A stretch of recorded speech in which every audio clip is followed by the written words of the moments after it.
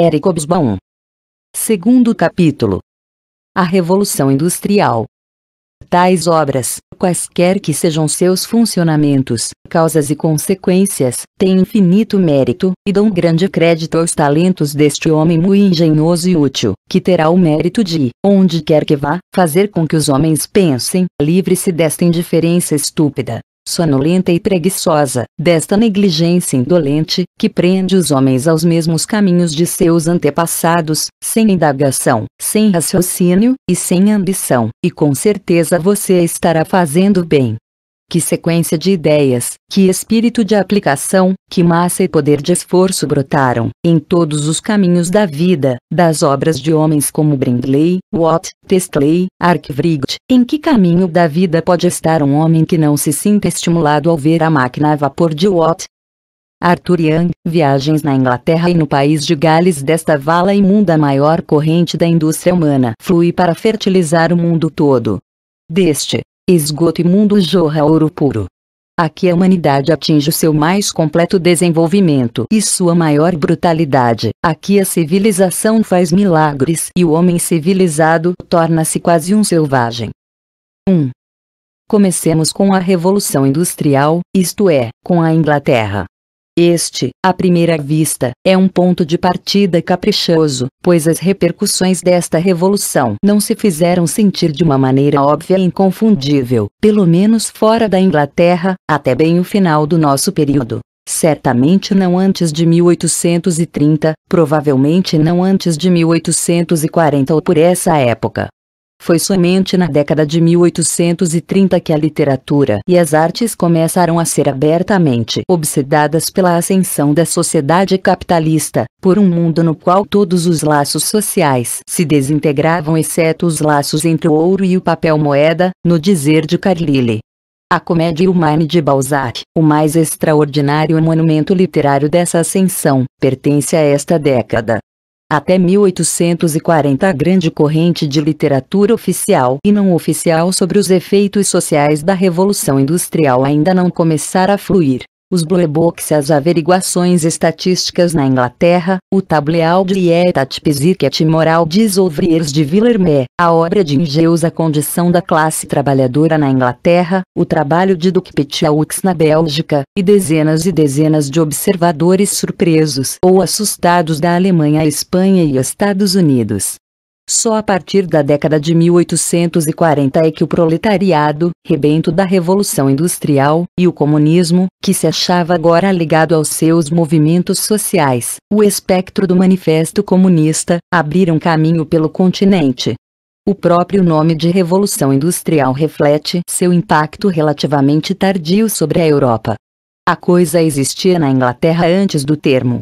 Os socialistas ingleses franceses, eles próprios um grupo sem antecessores, só inventaram por volta da década de 1820, provavelmente por analogia com a Revolução Política na França. Ainda assim, seria de bom alvitre considerá-la primeiro, por duas razões. Primeiro, porque de fato ela explodiu, usando a expressão como um axioma, antes que a Bastilha fosse assaltada. E, segundo, porque sem ela não podemos entender o vulcão impessoal da história sobre o qual nasceram os homens e acontecimentos mais importantes de nosso período e a complexidade desigual de seu ritmo. O que significa a frase "a Revolução Industrial explodiu"? Significa que a certa altura da década de 1780, e pela primeira vez na história da humanidade, foram retirados os grilhões do poder produtivo das sociedades humanas, que daí em diante se tornaram capazes da multiplicação rápida, constante, e até o presente ilimitada, de homens, mercadorias e serviços. Este fato é hoje tecnicamente conhecido pelos economistas como a partida para o crescimento autossustentável. Nenhuma sociedade anterior tinha sido capaz de transpor o teto que uma estrutura social pré-industrial, uma tecnologia e uma ciência deficientes, e consequentemente o colapso, a fome e a morte periódicas, impunham à produção. A partida não foi logicamente um desses fenômenos que, como os terremotos e os cometas, assaltam o mundo não técnico de surpresa. Sua pré-história na Europa pode ser traçada, dependendo do gosto do historiador e do seu particular interesse, até cerca do ano 1000 de nossa era, se não antes, e tentativas anteriores de alçar voo, desajeitadas como as primeiras experiências dos patinhos, foram exaltadas com o nome de Revolução Industrial, no século XIII, no XVI e nas últimas décadas do XVII. A partir da metade do século XVIII, o processo de acumulação de velocidade para a partida é tão nítido que historiadores mais velhos tenderam a datar a Revolução Industrial de 1760. Mas uma investigação cuidadosa levou a maioria dos estudiosos a localizar como decisiva a década de 1780 e não a de 1760, pois foi em tal ponto que, até onde se pode distinguir, todos os índices estatísticos relevantes deram uma guinada repentina, brusca e quase vertical para a partida. A economia, por assim dizer, voava. Chamar este processo de revolução industrial é lógico e está em conformidade com uma tradição bem estabelecida, embora tenha sido moda entre os historiadores conservadores, talvez devido a uma certa timidez face a conceitos incendiários, negar sua existência e substituí-la por termos banais como evolução acelerada. Se a transformação rápida, fundamental e qualitativa que se deu por volta da década de 1780 não foi uma revolução, então a palavra não tem qualquer significado prático. De fato, a Revolução Industrial não foi um episódio com um princípio e um fim. Não tem sentido perguntar quando se completou, pois sua essência foi a de que a mudança revolucionária se tornou norma desde então. Ela ainda prossegue. Quando muito podemos perguntar quando as transformações econômicas chegaram longe bastante para estabelecer uma economia substancialmente industrializada, capaz de produzir, em termos amplos, tudo o que desejasse dentro dos limites das técnicas disponíveis, uma economia industrial amadurecida para usarmos o termo técnico. Na Grã-Bretanha, e portanto no mundo, este período de industrialização inicial provavelmente coincide quase que exatamente com o período de que trata este livro, pois se ele começou com a partida na década de 1780, pode-se dizer com certa acuidade que terminou com a construção das ferrovias e da indústria pesada na Grã-Bretanha na década de 1840. Mas a revolução mesma, o ponto de partida, pode provavelmente ser situada, com a precisão possível em tais assuntos, em certa altura dentro dos 20 anos que vão de 1780 a 1800, contemporânea da Revolução Francesa, embora um pouco anterior a ela. Sob qualquer aspecto, este foi provavelmente o mais importante acontecimento na história do mundo, pelo menos desde a invenção da agricultura e das cidades. Que foi iniciado pela Grã-Bretanha. É evidente que isto não foi acidental. Se tivesse que haver uma disputa pelo pioneirismo da Revolução Industrial no século XVIII, só haveria de fato um concorrente a dar a largada: o grande avanço comercial e industrial de Portugal à Rússia, fomentado pelos inteligentes e nem um pouco ingênuos ministros e servidores civis de todas as monarquias iluminadas da Europa, todos eles tão preocupados com o crescimento econômico quanto os administradores de hoje em dia. Alguns pequenos estados e regiões de fato se industrializaram de maneira bem impressionante, como por exemplo a Saxônia e a Diocese de Liege, embora seus complexos industriais fossem muito pequenos e localizados para exercer a mesma influência revolucionária mundial dos complexos britânicos. Mas parece claro que até mesmo antes da Revolução a Grã-Bretanha já estava, no comércio e na produção per capita, bastante à frente de seu maior competidor em potencial, embora ainda comparável a ele em termos de comércio e produção totais. Qualquer que tenha sido a razão do avanço britânico, ele não se deveu à superioridade tecnológica e científica. Nas ciências naturais os franceses estavam seguramente à frente dos ingleses, vantagem que a Revolução Francesa veio acentuar de forma marcante, pelo menos na matemática e na física, pois ela incentivou as ciências na França, enquanto que a reação suspeitava delas na Inglaterra. Até mesmo nas ciências sociais os britânicos ainda estavam muito longe daquela superioridade que fez, e em grande parte ainda faz, da economia um assunto eminentemente anglo-saxão. Mas a Revolução Industrial colocou-os em um inquestionável primeiro lugar. O economista da década de 1780 lia Adam Smith, mas também, e talvez com mais proveito, os fisiocratas e os contabilistas fiscais franceses, Quesnel, Turgot, Dupont de Nemours, Lavoisier, e talvez um ou dois italianos.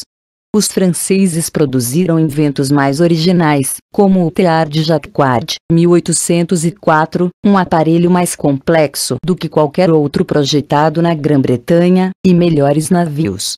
Os alemães possuíam instituições de treinamento técnico, como a Bergakademie Prussiana, que não tinha um paralelo na Grã-Bretanha, e a Revolução Francesa criou um corpo único e impressionante, a École Polytechnique.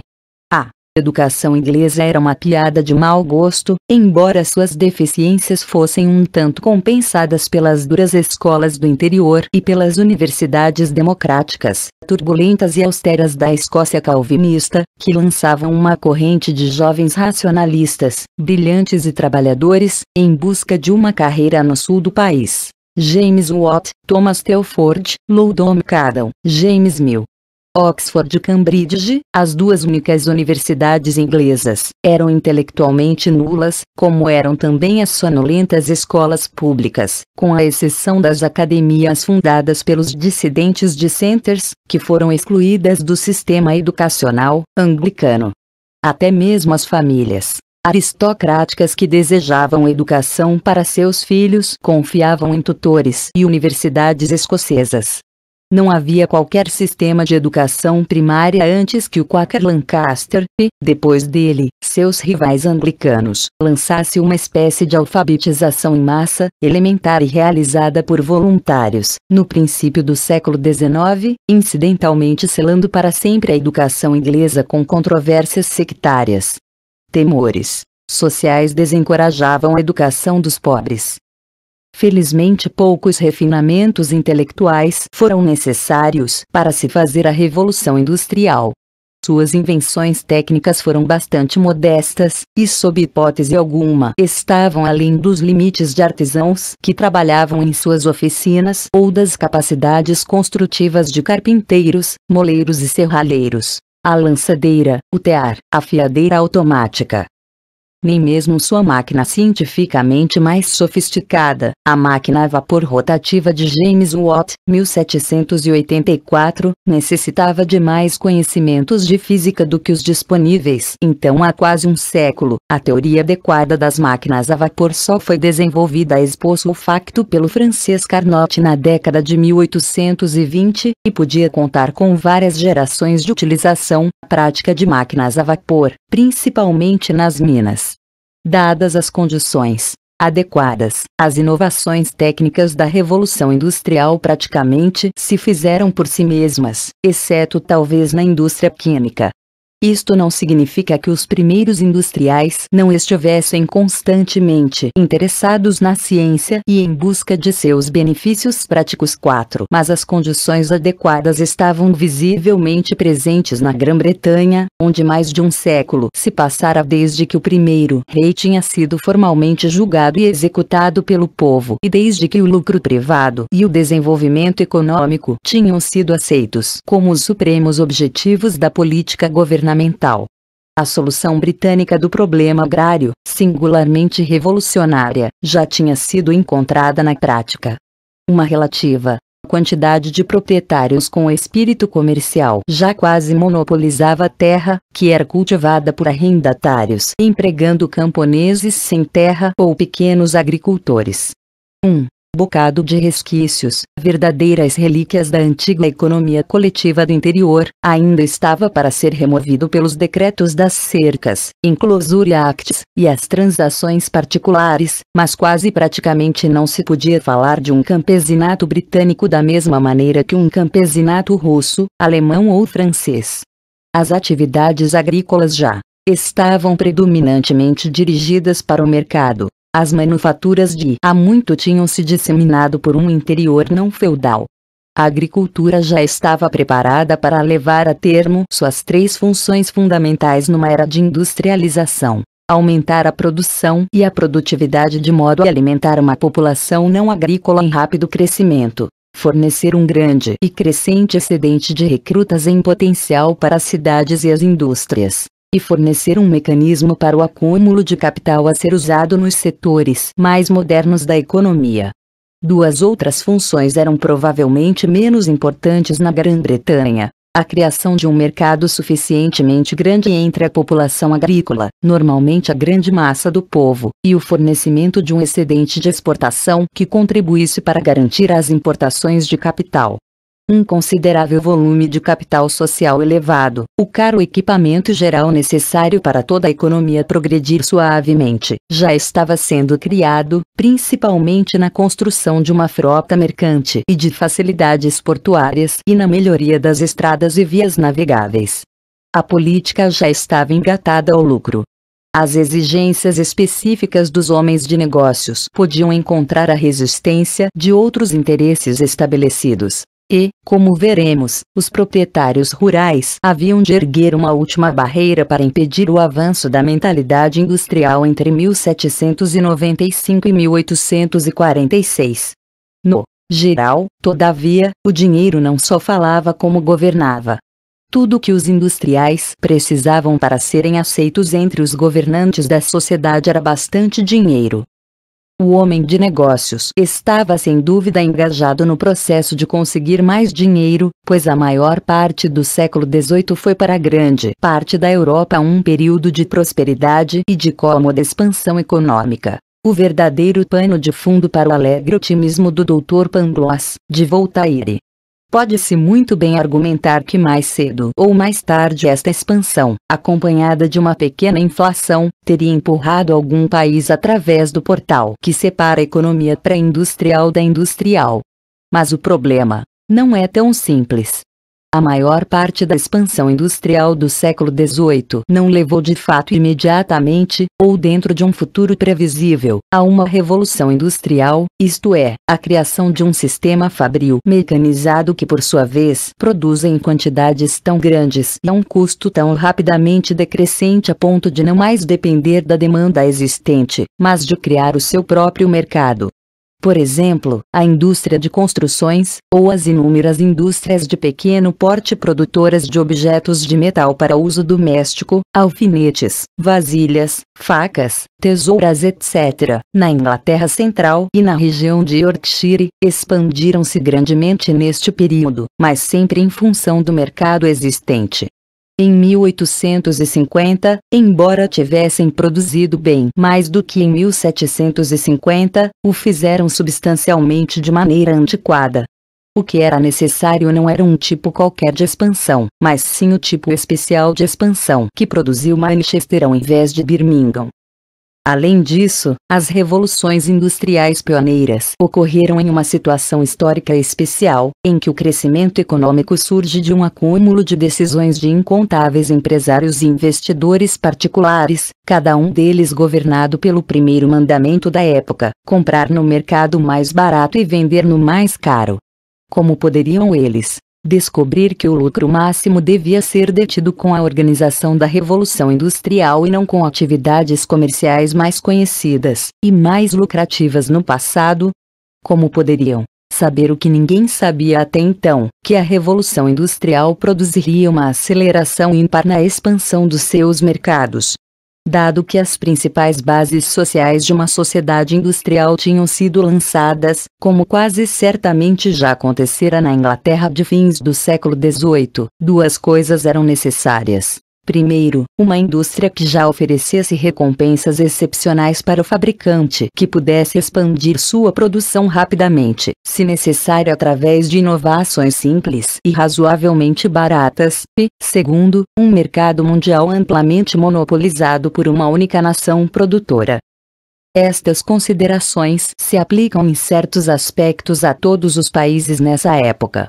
Por exemplo, Em todos eles a dianteira no crescimento industrial foi tomada por fabricantes de mercadorias de consumo de massa, principalmente, mas não exclusivamente, produtos têxteis, porque o mercado para tais mercadorias já existia e os homens de negócios podiam ver claramente suas possibilidades de expansão. Sob outros aspectos, entretanto, eles se aplicam somente à Grã-Bretanha, pois os industriais pioneiros enfrentaram os problemas mais difíceis. Uma vez iniciada a industrialização na Grã-Bretanha, outros países podiam começar a gozar dos benefícios da rápida expansão econômica que a Revolução Industrial pioneira estimulava. Além do mais, o sucesso britânico provou que se podia conseguir com ela, a técnica britânica podia ser imitada, o capital e a habilidade britânica podiam ser importados. A indústria têxtil saxônica, incapaz de criar seus próprios inventos, copiou os modelos ingleses, às vezes com a supervisão de mecânicos ingleses. Os ingleses que tinham um certo gosto pelo continente, como os Cockerill, estabeleceram-se na Bélgica e em várias partes da Alemanha. Entre 1789 e 1848, a Europa e a América foram inundadas por especialistas, máquinas a vapor, maquinaria para processamento e transformação do algodão e investimentos britânicos. A Grã-Bretanha não gozava dessas vantagens. Por outro lado, possuía uma economia bastante forte e um Estado suficientemente agressivo para conquistar os mercados de seus competidores.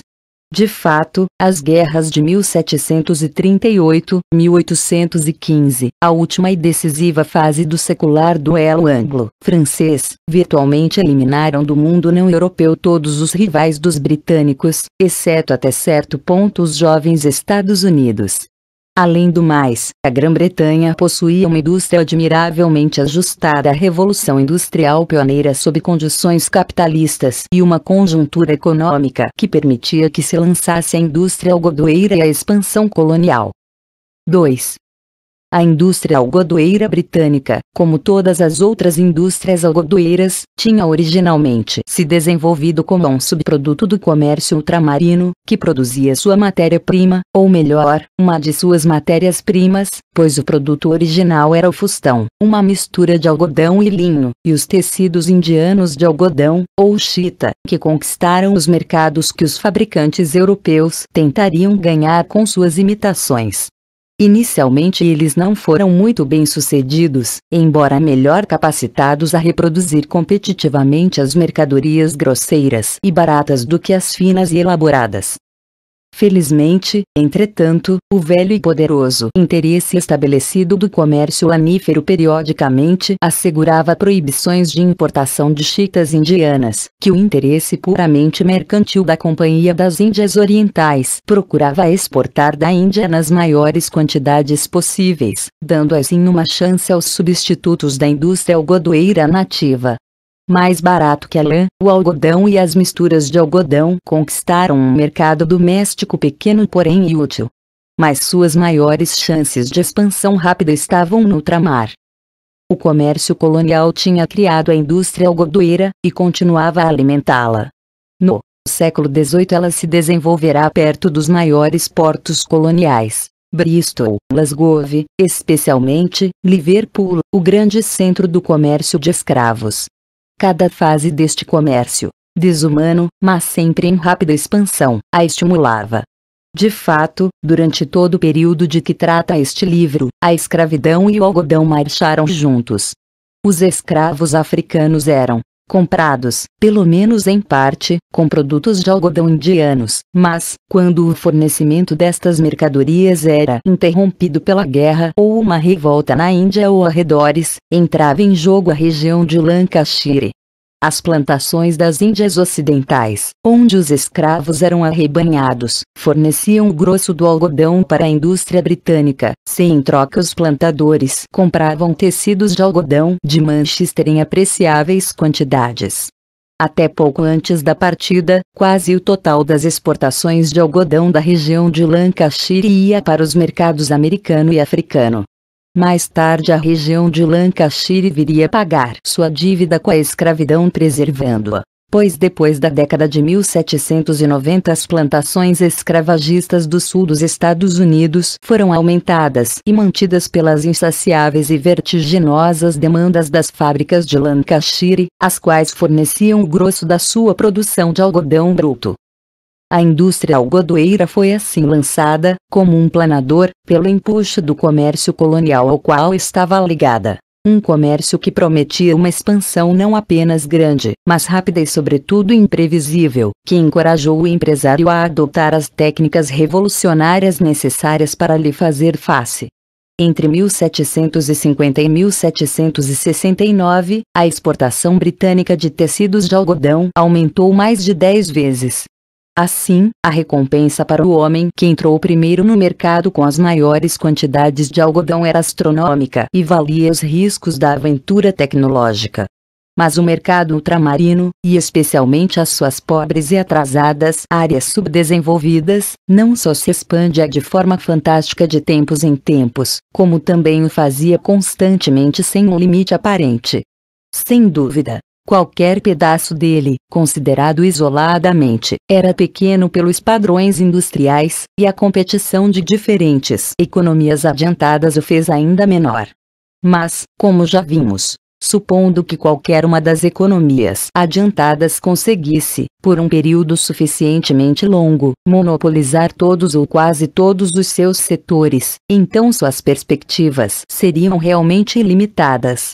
Foi precisamente o que conseguiu a indústria algodoeira britânica, ajudada pelo agressivo apoio do governo nacional.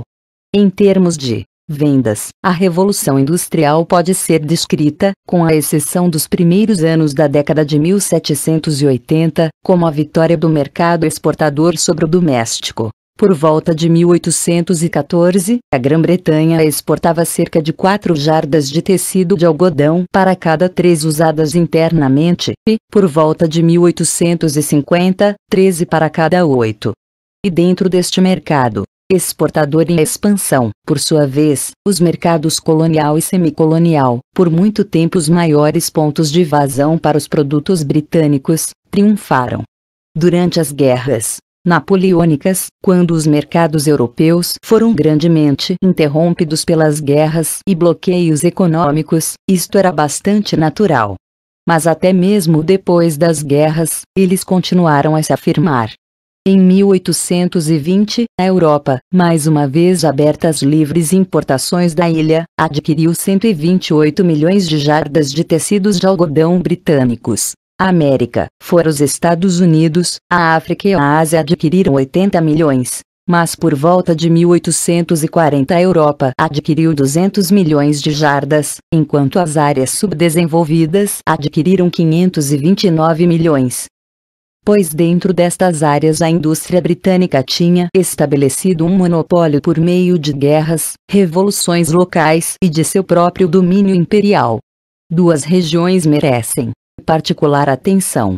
A América Latina veio realmente depender de importações britânicas durante as guerras napoleônicas, e, depois que se separou de Portugal e Espanha, vide capítulos 6, 1 e 13, 1 adiante, tornou-se quase que totalmente dependente economicamente da Grã-Bretanha, sendo afastada de qualquer interferência política dos seus possíveis competidores europeus. Por volta de 1820, as importações de tecidos de algodão ingleses feitas por este empobrecido continente já equivaliam a mais de um quarto das importações europeias do mesmo produto britânico. Por volta de 1840, adquiriu o equivalente quase à metade do que importou à Europa. As Índias Orientais haviam sido, como vimos, o exportador tradicional de tecidos de algodão, encorajada pela Companhia das Índias Orientais. Mas como o interesse industrial estabelecido prevaleceu na Grã-Bretanha, os interesses mercantes da Índia Oriental, para não mencionar os dos próprios indianos, foram empurrados para trás. A Índia foi sistematicamente desindustrializada e passou de exportador a mercado para os produtos de algodão da região de Lancashire. Em 1820, o subcontinente adquiriu somente 11 milhões de jardas. Mas por volta de 1840 já adquiria 145 milhões. Isto não era meramente uma extensão gratificante dos mercados de Lancashire.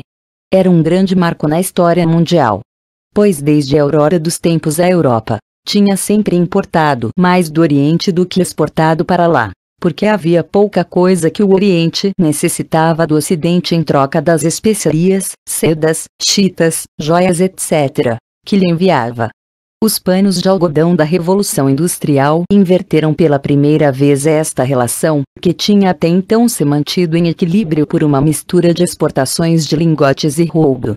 Somente os autossuficientes e conservadores chineses ainda se recusavam a comprar o que o Ocidente, ou as economias controladas pelo Ocidente, oferecia, até que entre 1815 e 1842 comerciantes ocidentais, auxiliados pelas caminhoneiras ocidentais, descobrissem uma mercadoria ideal que podia ser exportada em massa da Índia para o Extremo Oriente: o ópio.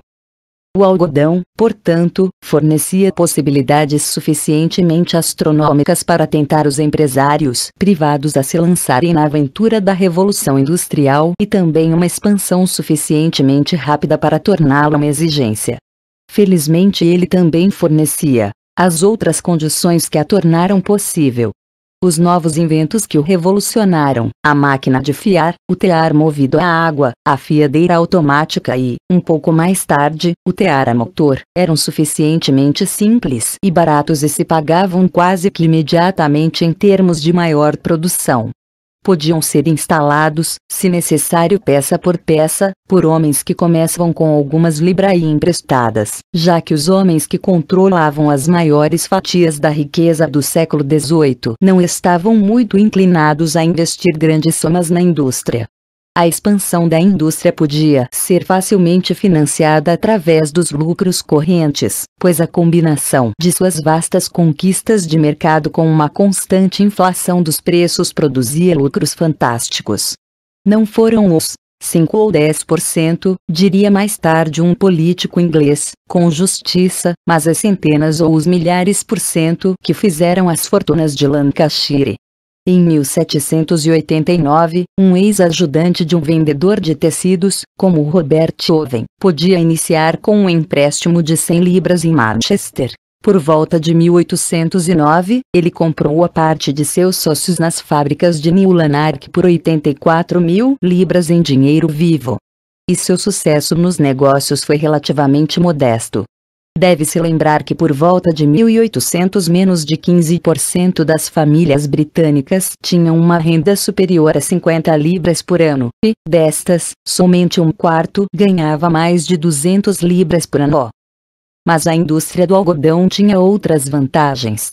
Toda sua matéria-prima vinha do exterior, e seu suprimento podia, portanto, ser expandido pelos drásticos métodos que se ofereciam aos brancos nas colônias, a escravidão e a abertura de novas áreas de cultivo, em vez dos métodos mais lentos da agricultura europeia. Nem era tampouco atrapalhada pelos interesses agrários estabelecidos da Europa. A partir da década de 1790, o algodão britânico encontrou seu suprimento, ao qual permaneceram ligadas suas fortunas de até a década de 1860, nos novos estados sulistas dos Estados Unidos. De novo, em pontos cruciais da indústria, notadamente na fiação, o algodão sofreu uma escassez de mão de obra eficiente e barata, e foi portanto levado à mecanização. Uma indústria como a do linho, que inicialmente tinha chances bem melhores de expansão colonial do que o algodão, passou a sofrer com o correr do tempo da própria facilidade com que a produção não mecanizada e barata podia ser expandida nas empobrecidas regiões camponesas, principalmente na Europa Central, mas também na Irlanda, onde basicamente havia florescido. Pois a maneira óbvia de se expandir a indústria no século XVIII, tanto na Saxônia e na Normândia como na Inglaterra, não era construir fábricas, mas sim o chamado sistema doméstico, no qual os trabalhadores, em alguns casos, antigos artesãos independentes, em outros, antigos camponeses com tempo de sobra nas estações estéreis do ano, trabalhavam a matéria-prima em suas próprias casas, com ferramentas próprias ou alugadas, recebendo-a e entregando-a de volta aos mercadores que estavam a caminho de se tornarem patrões. De fato, tanto na Grã-Bretanha como no resto do mundo economicamente progressista, o grosso da expansão no período inicial da industrialização continuou a ser deste tipo. Até mesmo na indústria algodoeira, processos do tipo tecelagem eram expandidos pela criação de multidões de teares manuais domésticos para servir aos núcleos de fiações mecanizados, sendo que o primitivo tear manual era um dispositivo mais eficiente que a roca. Em toda parte a tecelagem foi mecanizada uma geração após a fiação, e em toda parte, incidentalmente, os teares manuais foram morrendo vagarosamente, ocasionalmente se rebelando contra seu terrível destino, quando a indústria não mais necessitava deles. 3.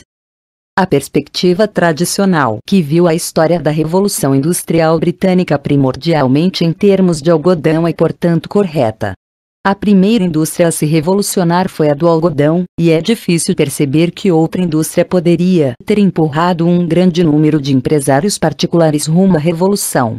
Até a década de 1830, o algodão era a única indústria britânica em que predominava a fábrica ou engenho. O nome derivou-se do mais difundido estabelecimento pré-industrial a empregar pesada maquinaria a motor.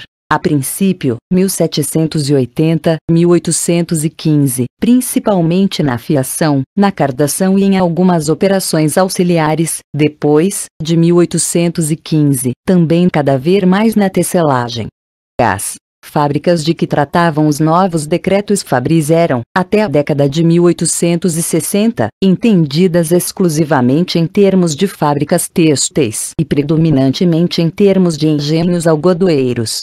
A produção fabril em outros ramos têxteis teve desenvolvimento lento antes da década de 1840, e em outras manufaturas seu desenvolvimento foi desprezível. Nem mesmo a máquina a vapor, embora aplicada a numerosas outras indústrias por volta de 1815, era usada fora da mineração, que a tinha empregado pioneiramente. Em 1830, a indústria e a fábrica no sentido moderno ainda significavam quase que exclusivamente as áreas algodoeiras do Reino Unido. Com isto não se pretende subestimar as forças que introduziram a inovação industrial em outras mercadorias de consumo, notadamente com outros produtos têxteis, alimentos e bebidas, cerâmica e outros produtos de uso doméstico, grandemente estimuladas pelo rápido crescimento das cidades.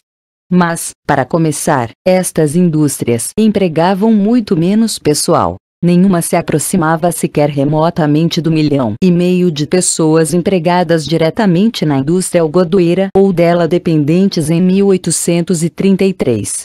Em segundo lugar, seu poder de transformação era muito menor. A cervejaria, que era em muitos aspectos um negócio técnica e cientificamente muito mais avançado e mecanizado, e que se revolucionou muito antes da indústria algodoeira, pouco afetou a economia à sua volta, como pode ser provado pela grande cervejaria Guinness em Dublin, que deixou o resto de Dublin e da economia irlandesa, embora não o paladar local, idênticos ao que eram antes de sua construção L2.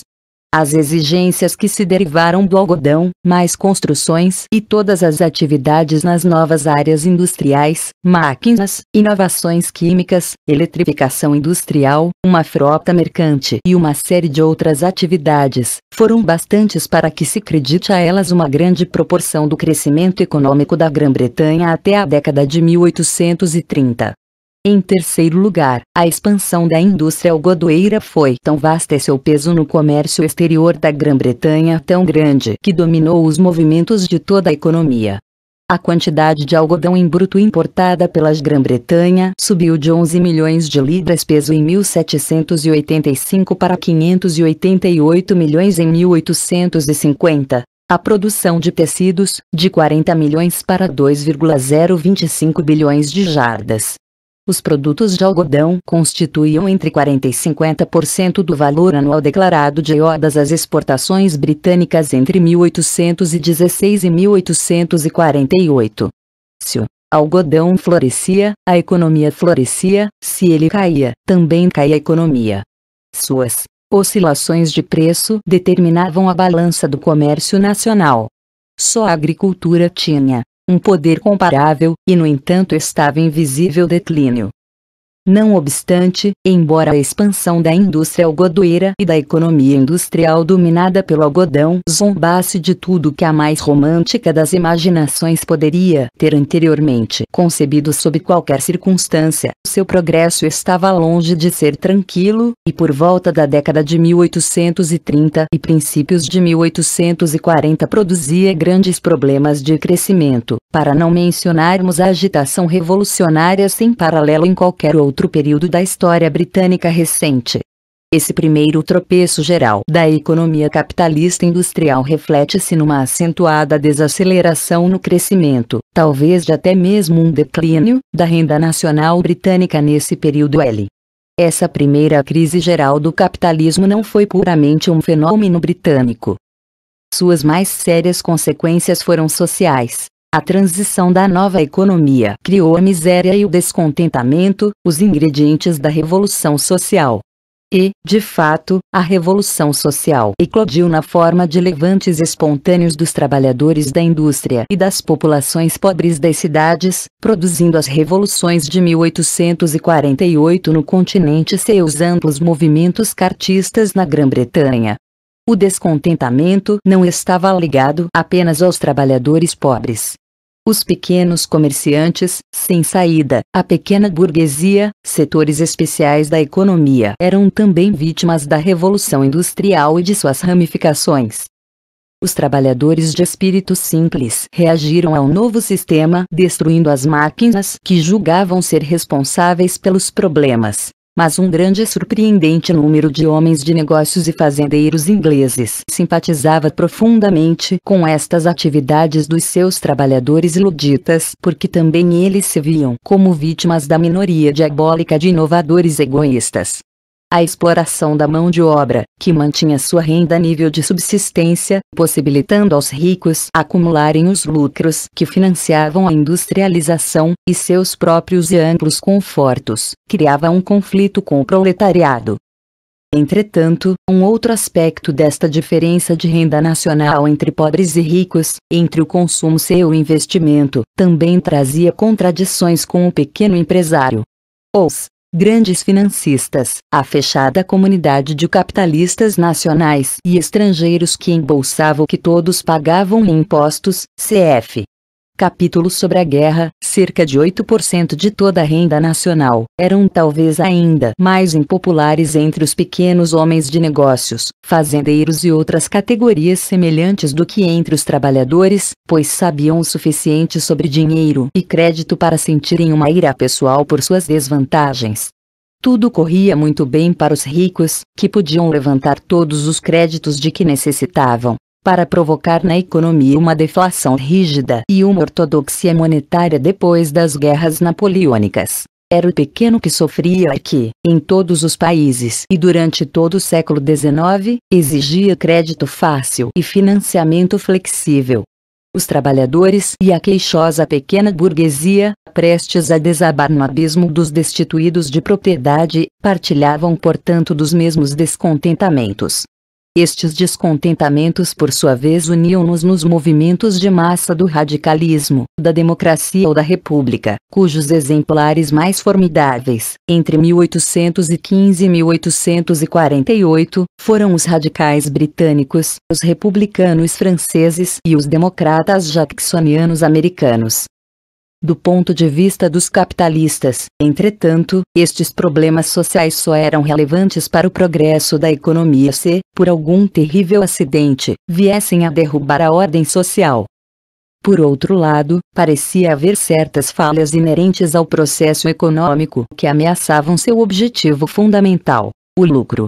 Se a taxa de retorno do capital se reduzisse a zero, uma economia em que os homens produziam apenas para ter lucro diminuiria o passo até um estágio estacionário que os economistas pressentiam e temiam.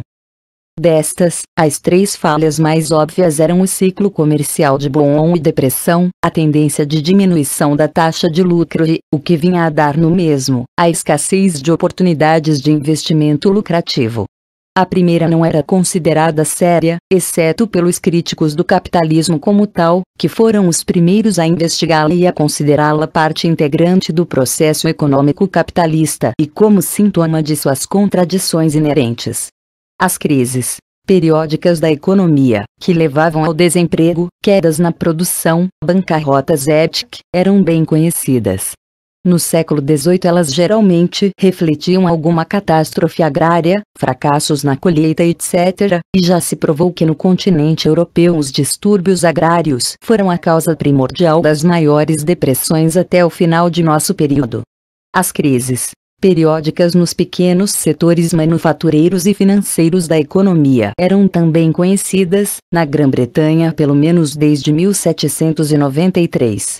Depois das guerras napoleônicas, o drama periódico do boom e da depressão, em 1825, 6, em 1836, 7, em 1839, 42, em 1846, 8, dominou claramente a vida econômica da nação em tempos de paz. Por volta da década de 1830, uma época crucial no período histórico que estudamos, mais ou menos se reconhecia que as crises eram fenômenos periódicos regulares, ao menos no comércio e nas finanças. Entretanto, os homens de negócios comumente consideravam que as crises eram causadas ou por enganos particulares, por exemplo superespeculação nas bolsas americanas, ou então por interferência externa nas tranquilas atividades da economia capitalista. Não se acreditava que elas refletissem quaisquer dificuldades fundamentais do sistema. O mesmo não ocorria com a decrescente margem de lucros, que a indústria algodoeira ilustrava de maneira bastante clara. Inicialmente esta indústria beneficiou-se de imensas vantagens. A mecanização aumentou muito a produtividade, isto é, reduziu o custo por unidade produzida, da mão de obra, que de qualquer forma recebia salários abomináveis, já que era formada em grande parte por mulheres e crianças. Dos 12.000 trabalhadores nas indústrias algodoeiras de Glasgow em 1833, somente 2.000 ganhavam uma média de mais de 11 shillings por semana. Em 131 fábricas de Manchester os salários médios eram de menos de 12 shillings, e somente em 21 eram mais altos. E a construção de fábricas era relativamente barata. Em 1846, uma fábrica inteira de tecelagem, com 410 máquinas, incluindo o custo do terreno e dos prédios, podia ser construída por aproximadamente 11.000 libras 20. Mas acima de tudo o maior gasto, relativo à matéria-prima, foi drasticamente diminuído pela rápida expansão do cultivo do algodão no sul dos Estados Unidos depois da invenção do descaroçador de algodão de Eli Whitney, em 1793. Se acrescentarmos que os empresários gozavam do benefício de uma inflação sobre o lucro, isto é, a tendência geral dos preços de serem mais altos quando vendiam seus produtos do que quando os faziam, compreenderemos por que as classes manufatureiras se sentiam animadas. Depois de 1815, estas vantagens começaram a diminuir cada vez mais devido à redução da margem de lucros. Em primeiro lugar, a Revolução Industrial e a competição provocaram uma queda dramática e constante no preço dos artigos acabados, mas não em vários custos de produção 2 e, em segundo lugar, depois de 1815, a situação geral dos preços era de deflação e não de inflação, ou seja, os lucros, longe de um impulso extra, sofriam um leve retrocesso. Assim, enquanto em 1784 o preço de venda de uma libra a peso de fio duplo fora de 10 shillings e 11 pence e o custo da matéria-prima 2 shillings, margem 8 shillings e 11 pence, em 1812 seu preço era de 2 shillings e 6 pence e o custo da matéria-prima 1 shilling e 6 pence, margem de 1 shilling, caindo em 1832 respectivamente para 111, 4 pence e 7 médio pence, reduzindo a 4 pence a margem para outros custos e lucros. Claro, a situação, que era geral em toda a indústria, tanto a britânica como as outras, não era muito trágica. Os lucros ainda são suficientes, escreveu em 1835 o historiador e campeão do algodão, em mais do que um eufemismo, para permitir um grande acúmulo de capital na manufatura, assim como as vendas totais cresceram vertiginosamente, também cresceram os lucros totais mesmo em suas taxas decrescentes. Tudo o que se precisava era uma expansão astronômica e contínua. Não obstante, parecia que o encolhimento das margens de lucro tinha que ser contido ou ao menos desacelerado. Isto não podia ser feito através do corte nos custos. E, de todos os custos, os salários, que McCloskey calculou em 3 vezes o montante anual da matéria-prima, eram os mais comprimíveis. Eles podiam ser comprimidos pela simples diminuição, pela substituição de trabalhadores qualificados, mais caros, e pela competição da máquina com a mão de obra que reduziu o salário médio semanal dos tecelões manuais em Bolton de 33 shillings em 1795 e 14 shillings em 1815 para 5 shillings e 6 pence, ou mais precisamente, uma renda líquida de 4 shillings 1 médio pence, em 1829, 34 m, e de fato os salários caíram brutalmente no período pós-napoleônico. Mas havia um limite fisiológico nessas reduções, caso contrário os trabalhadores morreriam de fome, como de fato aconteceu com 500.000 tecelões manuais. Somente se o custo de vida caísse podiam também os salários cair além daquele limite. Os fabricantes de algodão partilhavam o ponto de vista de que o custo de vida era mantido artificialmente alto pelo monopólio da propriedade fundiária, piorado ainda pelas pesadas tarifas protetoras que um parlamento de proprietários de terra tinha assegurado às atividades agrícolas britânicas depois das guerras, as leis do trigo, Corn Laws. Essa legislação protecionista tinha ainda a desvantagem adicional de ameaçar o crescimento essencial das exportações britânicas. Pois se o resto do mundo ainda não industrializado era impedido de vender seus produtos agrícolas, como poderia pagar pelas mercadorias manufaturadas que só a Grã-Bretanha podia, e tinha para, fornecer? O mundo empresarial de Manchester tornou-se portanto centro da oposição, cada vez mais desesperada e militante, aos proprietários de terras em geral e às leis do trigo em particular, constituindo a coluna vertebral da Liga contra as leis do trigo de 1838-46. Mas as leis só foram abolidas em 1846 e sua abolição não levou imediatamente a uma queda no custo de vida, sendo duvidoso que antes da era das ferrovias e dos navios a vapor mesmo importações livres de alimentos o tivessem feito baixar. A indústria estava assim sob uma enorme pressão para que se mecanizasse, isto é, baixasse os custos através da diminuição da mão de obra, racionalizasse e aumentasse a produção e as vendas, compensando com uma massa de pequenos lucros por unidade a queda nas margens.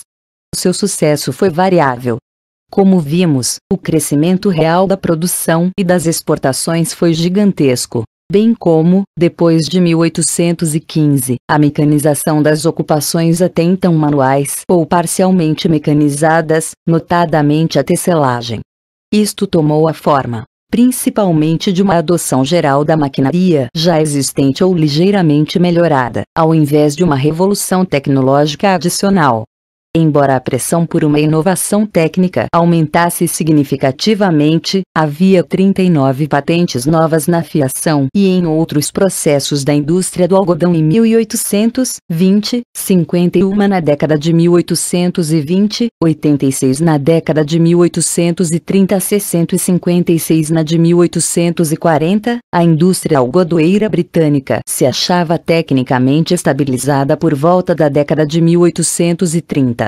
Por outro lado, embora a produção por trabalhador tivesse aumentado no período pós-napoleônico, isto não se deu em uma escala revolucionária. A aceleração realmente substancial das operações da indústria iria ocorrer na segunda metade do século. Havia uma pressão semelhante sobre o índice de rentabilidade do capital, que a teoria contemporânea tendeu a identificar com o lucro. Mas esta consideração leva-nos à fase seguinte do desenvolvimento industrial, a construção de uma indústria básica de bens de capital. 4.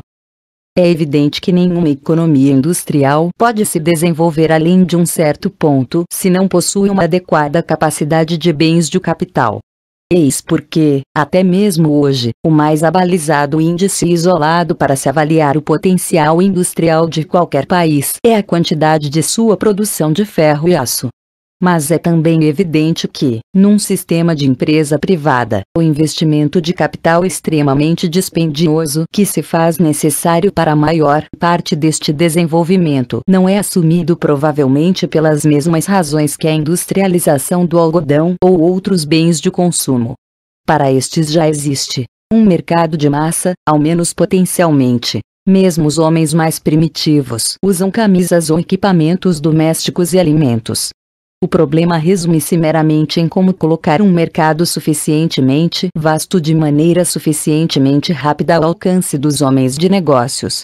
Mas não existe um mercado desse tipo, por exemplo, para pesados equipamentos de ferro ou vigas de aço. Ele só passa a existir no curso de uma revolução industrial, e os que colocaram seu dinheiro nos altíssimos investimentos exigidos a ti por metalúrgicas bem modestas, em comparação com enormes engenhos de algodão, são antes especuladores, aventureiros e sonhadores do que verdadeiros homens de negócios. De fato, na França, uma seita de aventureiros desse tipo, que especulavam em tecnologia, os Saint-Simonianos, cf. Capítulos 9 e 13, 11, agia como principal propagadora do tipo de industrialização que necessitava de pesados investimentos a longo prazo. Estas desvantagens aplicavam-se particularmente à metalurgia e especialmente à do ferro. Sua capacidade aumentou, graças a algumas inovações simples, como a pudelagem e a laminação na década de 1780, mas a demanda civil da metalurgia permanecia relativamente modesta, e a militar, embora compensadoramente vasta graças a uma sucessão de guerras entre 1756 e 1815, diminuiu vertiginosamente depois de Waterloo. Certamente não era grande o bastante para fazer da Grã-Bretanha um enorme produtor de ferro. Em 1790, a produção britânica suplantou a da França em somente 40%, se tanto, e mesmo em 1800 era consideravelmente menor que a metade de toda a produção do continente, chegando, segundo padrões posteriores, apenas a diminuta quantidade de 250 mil toneladas. Na verdade, a produção britânica de ferro, comparada à produção mundial, tendeu a afundar nas décadas seguintes. Felizmente essas desvantagens afetavam menos a mineração, que era principalmente a do carvão, pois o carvão tinha a vantagem de ser não somente a principal fonte de energia industrial do século XIX, como também um importante combustível doméstico, graças em grande parte à relativa escassez de florestas na Grã-Bretanha. O crescimento das cidades, especialmente de Londres, tinha causado uma rápida expansão da mineração do carvão desde o final do século XVI. Por volta de princípios do século XVIII, a indústria do carvão era substancialmente uma moderna indústria primitiva, mesmo empregando as mais recentes máquinas a vapor, projetadas para fins semelhantes na mineração de metais não ferrosos, principalmente na Cornualha, nos processos de bombeamento. Portanto, a mineração do carvão quase não exigiu nem sofreu uma importante revolução tecnológica no período que focalizamos. Suas inovações foram antes melhorias do que transformações da produção. Mas sua capacidade já era imensa e, pelos padrões mundiais, astronômica. Em 1800, a Grã-Bretanha deve ter produzido perto de 10 milhões de toneladas de carvão, ou cerca de 90% da produção mundial. Seu competidor mais próximo, a França, produziu menos de 1 milhão. Esta imensa indústria, embora provavelmente não se expandindo de forma suficientemente rápida rumo a uma industrialização realmente maciça em escala moderna, era grande o bastante para estimular a invenção básica que iria transformar as indústrias de bens de capital, a ferrovia. Pois as minas não só necessitavam de máquinas a vapor em grande quantidade e de grande potência, mas também de meios de transporte eficientes para trazer grandes quantidades de carvão do fundo das minas até a superfície e especialmente para levá-las da superfície aos pontos de embarque. A linha férrea ou os trilhos sobre os quais corriam os carros era uma resposta óbvia. Acionar estes carros por meio de máquinas era tentador. Acioná-los ainda por meio de máquinas móveis não parecia muito impossível. Finalmente, os custos do transporte terrestre de grandes quantidades de mercadoria eram tão altos que provavelmente os donos de minas de carvão localizadas no interior perceberam que o uso desse meio de transporte de curta distância podia ser estendido lucrativamente para longos percursos. A linha entre o campo de carvão de Brum e o litoral, Stockton-Darlington 1825, foi a primeira das modernas ferrovias.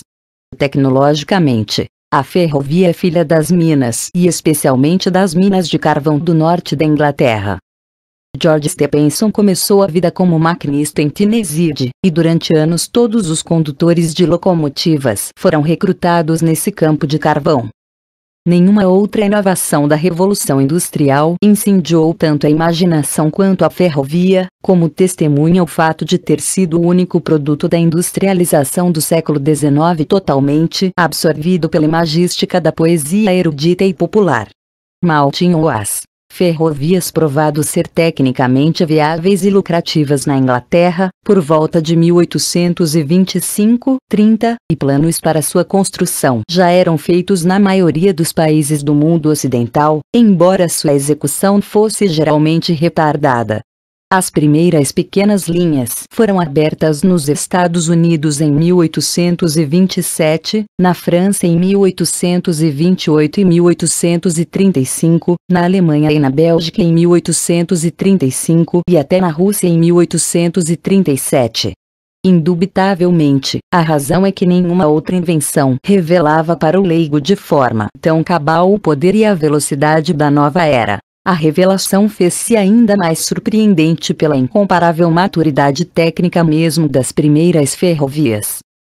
Velocidades de até 60 milhas, 96 km por hora, por exemplo, eram perfeitamente praticáveis na década de 1830, e não foram substancialmente melhoradas pelas posteriores ferrovias a vapor. A estrada de ferro, arrastando sua enorme serpente emplumada de fumaça, a velocidade do vento, através de países e continentes, com suas obras de engenharia, estações e pontes, formando um conjunto de construções que fazia as pirâmides do Egito e os aquedutos romanos e até mesmo a Grande Muralha da China empalidecerem de provincianismo, era o próprio símbolo do triunfo do homem pela tecnologia. De fato, sob um ponto de vista econômico, seu grande custo era sua principal vantagem. Sem dúvida, no final das contas, sua capacidade para abrir países até então isolados do mercado mundial pelos altos custos de transporte, assim como o enorme aumento da velocidade e da massa de comunicação por terra que possibilitou aos homens e às mercadorias, vieram a ser de grande importância. Antes de 1848, as ferrovias eram economicamente menos importantes. Fora da Grã-Bretanha, porque as ferrovias eram poucas. Na Grã-Bretanha, porque, devido a razões geográficas, os problemas de transporte eram muito mais fáceis de resolver do que em países com enormes territórios. Mas, na perspectiva dos estudiosos do desenvolvimento econômico, a esta altura era mais importante o imenso apetite das ferrovias por ferro e aço, carvão, maquinaria pesada, mão de obra e investimentos de capital. Pois propiciava justamente a demanda maciça que se fazia necessária para as indústrias de bens de capital se transformarem tão profundamente quanto a indústria algodoeira. Nas primeiras 2 décadas das ferrovias, 1830-50, a produção de ferro na Grã-Bretanha subiu de 680 mil para 2.250.000 toneladas, em outras palavras, triplicou. A produção de carvão, entre 1830 e 1850, também triplicou de 15 milhões de toneladas para 49 milhões.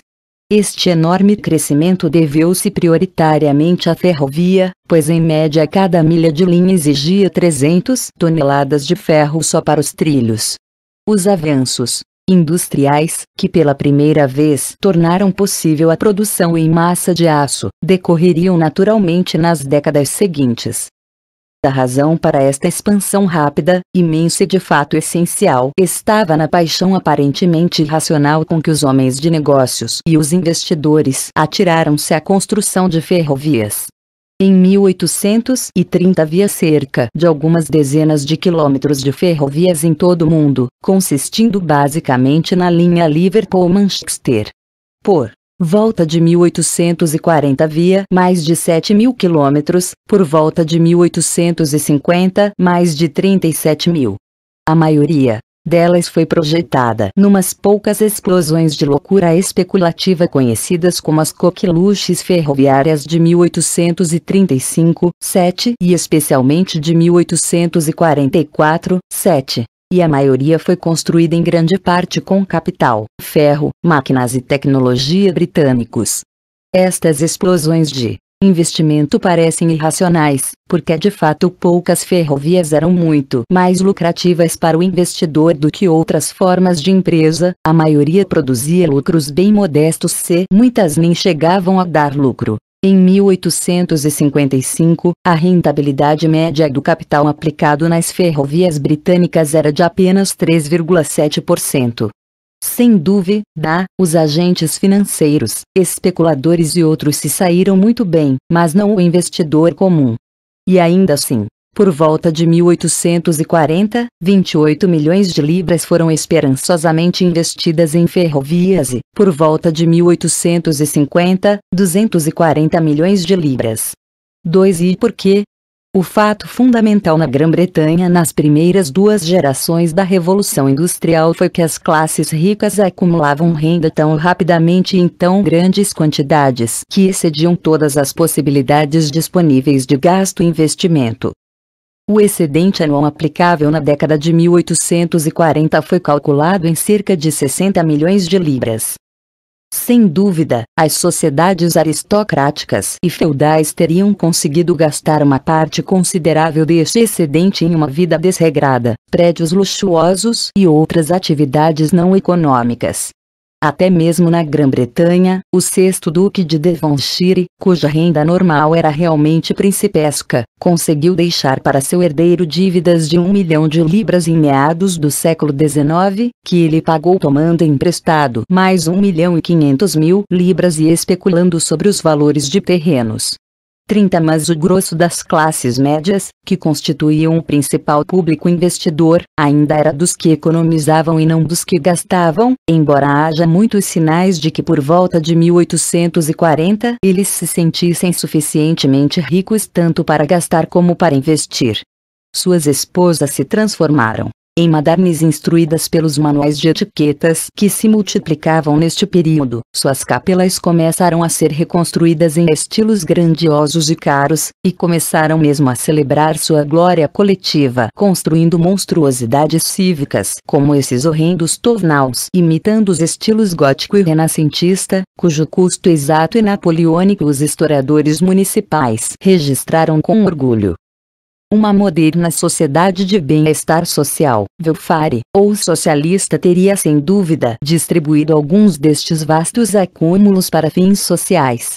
No período que focalizamos nada era menos provável. Virtualmente livres de impostos, as classes médias continuaram, portanto, a acumular em meio a um populacho faminto, cuja fome era o reverso daquela acumulação. E como não? Eram camponeses, satisfeitos em socar suas economias em meias de lã ou convertê-las em braceletes de ouro, tinham que encontrar investimentos lucrativos. Mas onde? As indústrias existentes, por exemplo, tinham se tornado demasiadamente baratas para absorver mais que uma fração do excedente disponível para investimento. Mesmo supondo que o tamanho da indústria algodoeira fosse duplicado, o custo do capital absorveria só uma parte dele.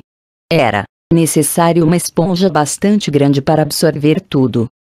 O investimento estrangeiro era uma possibilidade óbvia. O resto do mundo, para começar, basicamente velhos governos em busca de uma recuperação das guerras napoleônicas e novos governos tomando emprestado, com seus costumeiros ímpetos e liberalidades, para fins indeterminados, estava muito ansioso por empréstimos ilimitados. O investidor inglês emprestava prontamente. mas os empréstimos aos sul-americanos, que pareciam tão promissores na década de 1820, e aos norte-americanos, que acenavam na década de 1830, transformaram-se frequentemente em pedaços de papel sem valor. De 25 empréstimos a governos estrangeiros concedidos entre 1818 e 1831, 16, correspondendo a cerca da metade dos 42 milhões de libras esterlinas a preços de emissão, estavam sem pagamento em 1831. Em teoria, estes empréstimos deviam ter rendido aos investidores 7 ou 9% de juros, quando, na verdade, em 1831, rendiam uma média de apenas 3,1%. Quem não se sentiria desencorajado por experiências como a dos empréstimos a 5% feitos aos gregos em 1824 e 1825 e que só começaram a pagar juros na década de 1870?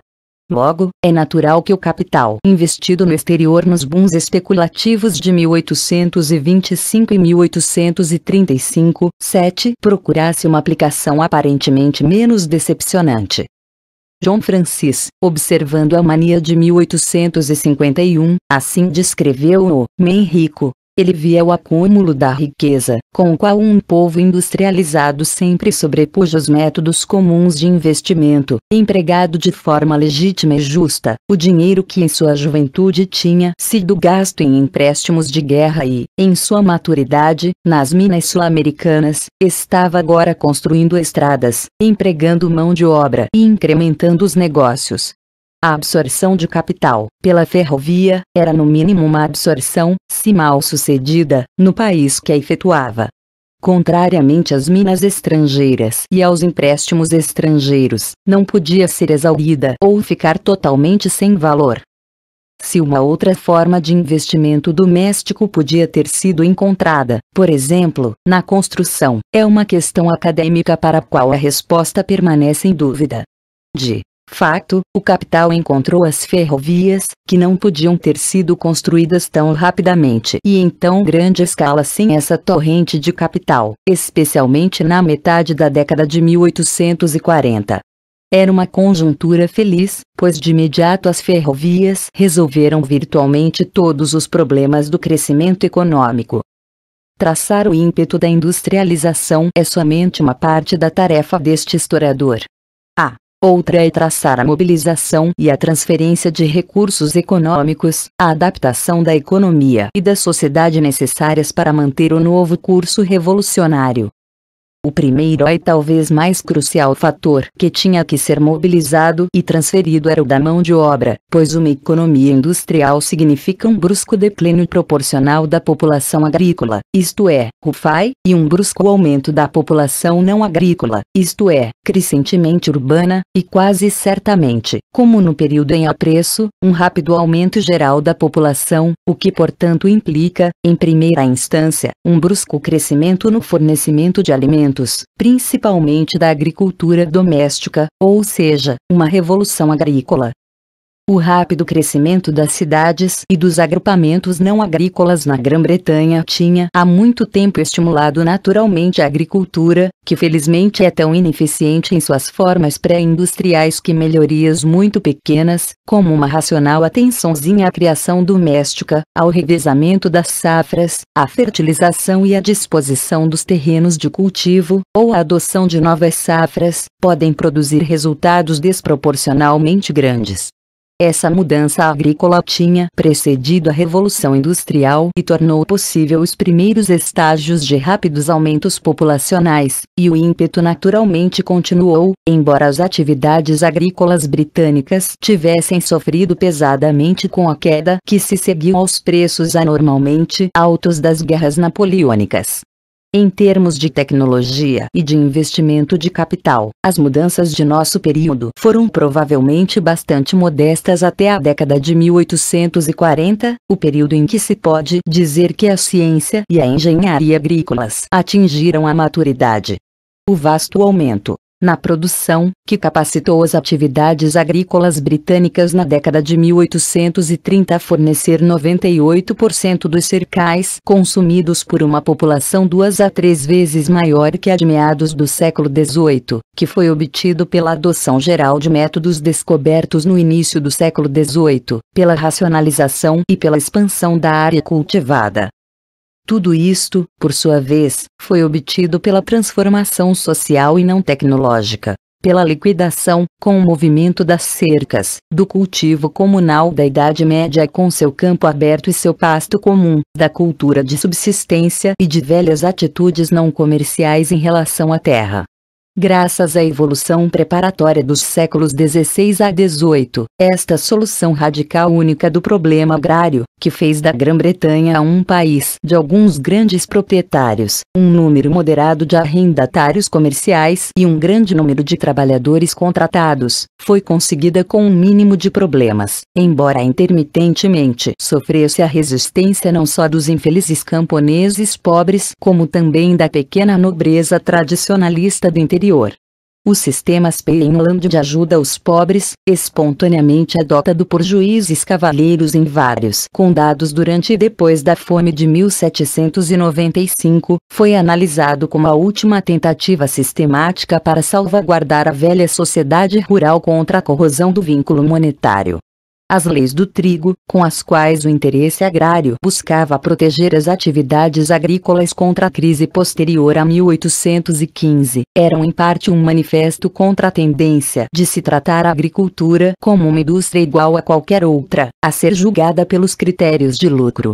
Mas estas reações contra a introdução final do capitalismo no interior estavam condenadas e foram finalmente derrotadas na onda do avanço radical da classe média depois de 1830, pelo novo Decreto dos Pobres de 1834 e pela abolição das leis do trigo em 1846. Em termos de produtividade econômica, esta transformação social foi um imenso sucesso. Em termos de sofrimento humano, uma tragédia, aprofundada pela depressão agrícola depois de 1815, que reduziu os camponeses pobres a uma massa destituída e desmoralizada. Depois de 1800, até mesmo um campeão tão entusiasmado do progresso agrícola e do movimento das cercas como Arthur Young ficou abalado com seus efeitos sociais. Mas, do ponto de vista da industrialização, esses efeitos também eram desejáveis, pois uma economia industrial necessita de mão de obra, e de onde mais poderia vir esta mão de obra senão do antigo setor não industrial? A população rural doméstica ou estrangeira, esta sob a forma de imigração, principalmente irlandesa, era a fonte mais óbvia, suplementada pela mistura de pequenos produtores e trabalhadores pobres. Os homens tinham que ser atraídos para as novas ocupações, ou, como era mais provável, forçados a elas, pois inicialmente estiveram imunes a essas atrações, ou relutantes em abandonar seu modo de vida tradicional. A dificuldade social e econômica era a arma mais eficiente, secundada pelos salários mais altos e a liberdade maior que havia nas cidades. Por várias razões, as forças capazes de desprender os homens de seu passado sócio-histórico eram ainda relativamente fracas em nosso período, em comparação com a segunda metade do século XIX. Foi necessária uma catástrofe realmente gigantesca como a fome irlandesa para produzir o tipo de emigração em massa, 1,5 milhão de uma população total de 8,5 milhões em 1835-50, que se tornou comum depois de 1850. Não obstante, essas forças eram mais fortes na Grã-Bretanha que em outras partes. Se não o fossem, o desenvolvimento industrial britânico poderia ter sido tão dificultado como foi o da França pela estabilidade e relativo conforto de seu campesinato e de sua pequena burguesia, que destituíram a indústria da necessária injeção de mão de obra. Conseguir um número suficiente de trabalhadores era uma coisa. Outra coisa era conseguir um número suficiente de trabalhadores com as necessárias qualificações e habilidades. A experiência do século XX tem demonstrado que este problema é tão crucial e mais difícil de resolver do que o outro. Em primeiro lugar, o operário tinha que aprender a trabalhar de uma maneira adequada à indústria, ou seja, num ritmo regular de trabalho diário ininterrupto, o que é inteiramente diferente dos altos e baixos provocados pelas diferentes estações no trabalho agrícola ou da intermitência autocontrolada do artesão independente. A mão de obra tinha também que aprender a responder aos incentivos monetários. Os empregadores britânicos daquela época, como os sul-africanos de hoje em dia, constantemente reclamavam da preguiça do operário ou de sua tendência para trabalhar até que tivesse ganho um salário tradicional de subsistência semanal, e então parar. A resposta foi encontrada numa draconiana disciplina da mão de obra, multas, um código de senhor escravo que mobilizava as leis em favor do empregador mas acima de tudo na prática, sempre que possível, de se pagar tão pouco ao operário que ele tivesse que trabalhar incansavelmente durante toda a semana para obter uma renda mínima, cf. Capítulo 10, 111. Nas fábricas onde a disciplina do operariado era mais urgente, descobriu-se que era mais conveniente empregar as dóceis, e mais baratas, mulheres e crianças. De todos os trabalhadores nos engenhos de algodão ingleses em 1834-47, cerca de um quarto eram homens adultos, mais da metade era de mulheres e meninas, e o restante de rapazes abaixo dos 18 anos. Outra maneira comum de assegurar a disciplina da mão de obra, que refletia o processo fragmentário e em pequena escala da industrialização nesta fase inicial, era o subcontrato ou a prática de fazer dos trabalhadores qualificados os verdadeiros empregadores de auxiliares sem experiência. Na indústria algodoeira, por exemplo, cerca de 2/3 dos rapazes e 1/3 das meninas estavam assim sob o emprego direto de trabalhadores e eram portanto mais vigiados, e fora das fábricas propriamente ditas tais acordos eram ainda mais comuns. O subempregador, é claro, tinha um incentivo financeiro direto para que seus auxiliares contratados não se distraíssem. Era bem mais difícil recrutar ou treinar um número suficiente de trabalhadores qualificados ou tecnicamente habilitados, pois que poucas habilidades pré-industriais tinham alguma utilidade na moderna indústria, embora, é claro, muitas ocupações, como a construção, continuassem praticamente inalteradas.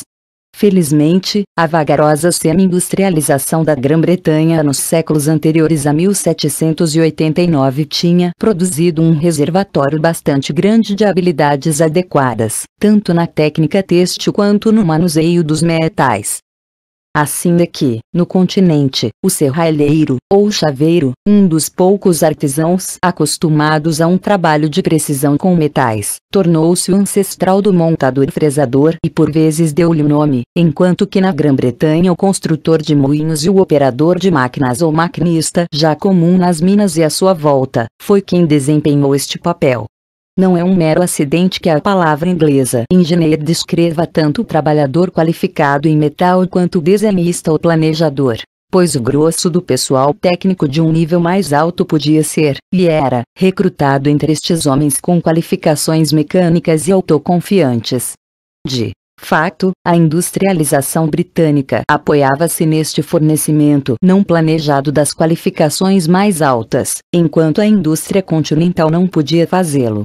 Isto explica a chocante negligência com a educação técnica e geral neste país, cujo preço seria pago mais tarde.